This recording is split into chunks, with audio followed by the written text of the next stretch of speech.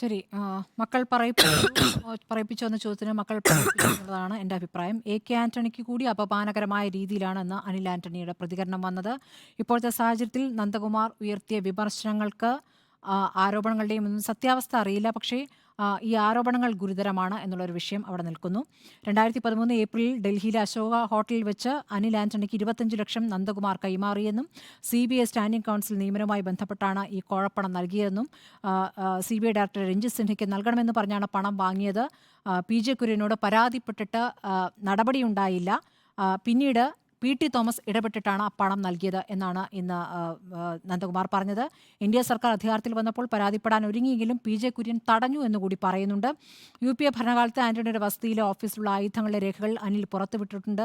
അതിൽ പിടിക്കപ്പെടുമെന്ന് ആയപ്പോഴാണ് BJPയിൽ ചേർന്നത് എന്ന ഗുരുതരമായ ആരോപണമാണ് നന്ദകുമാർ ഉന്നയിച്ചിരിക്കുന്നത്. അനിൽ പണം വാങ്ങിയെന്നും തിരിച്ചു കൊടുക്കാൻ നിർദ്ദേശിച്ചു എന്നും PJ കുര്യൻ പറയുന്നുണ്ട്. പക്ഷേ അത് എത്രയാണ് പണമെന്നും അതിൻ്റെ കണക്കെന്നാണെന്നും അറിയില്ല, എന്ത് കാര്യത്തിനാണെന്നൊന്നും അറിയില്ല എന്നാണ് ഇന്ന് കുര്യൻ പറഞ്ഞിരിക്കുന്നത്. തൊട്ടു പിന്നാലെ അനിലിൻ്റെ പ്രതികരണം വരുമ്പോൾ കുര്യനെ കള്ളൻ എന്ന് വിളിക്കുന്നു, നന്ദകുമാറിനെ ക്രിമിനൽ എന്ന് വിളിക്കുന്നു. ഇതിനെല്ലാം പിന്നിൽ ഗൂഢാലോചന നടത്തിയത് ആന്റോ ആന്റണിയാണെന്ന് പറയുന്നു. ആന്റോ ആന്റണിയുടെ സഹോദരനെതിരെയും ആരോപണം ഉന്നയിക്കുന്നു. ആന്റോ ആന്റണിയും തിരിച്ചു മറുപടി പറയുന്നു. AK ആന്റണിയെ പോലെ ഒരു നേതാവ് പ്രതിരോധ രംഗത്ത് എന്തെങ്കിലും തരത്തിലുള്ള അഴിമതി കാട്ടുമെന്ന് പൊതുവെ ആരും വിശ്വസിക്കുന്നില്ല. കേരളം വിശ്വസിക്കുന്നില്ല, രാജ്യം വിശ്വസിക്കുന്നില്ല എന്ന് ഞാൻ കരുതുന്നത്.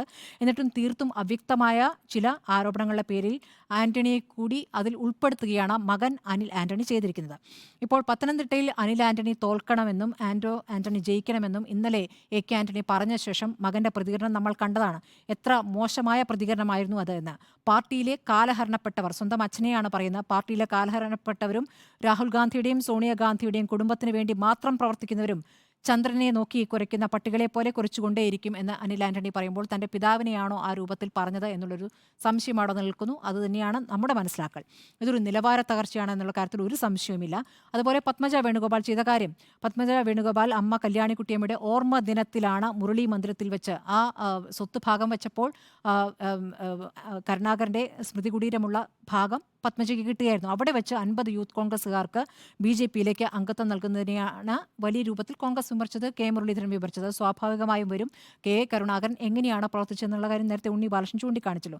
അപ്പോൾ കരുണാകരനെ പറയിപ്പിച്ചിട്ടുണ്ട് മകൾ എന്നുള്ള കാര്യം സംശയമില്ല. അപ്പോൾ അച്ഛന്മാർ ചരിത്രത്തിൻ്റെ കനൽ വഴികളോട് നടന്നു വരുന്നു. പക്ഷേ അതിൻ്റെ പാകത മക്കൾക്കില്ല എന്ന് മാത്രമല്ല പറയിപ്പിക്കുന്നു എന്നുള്ളതാണ് എൻ്റെ അഭിപ്രായം.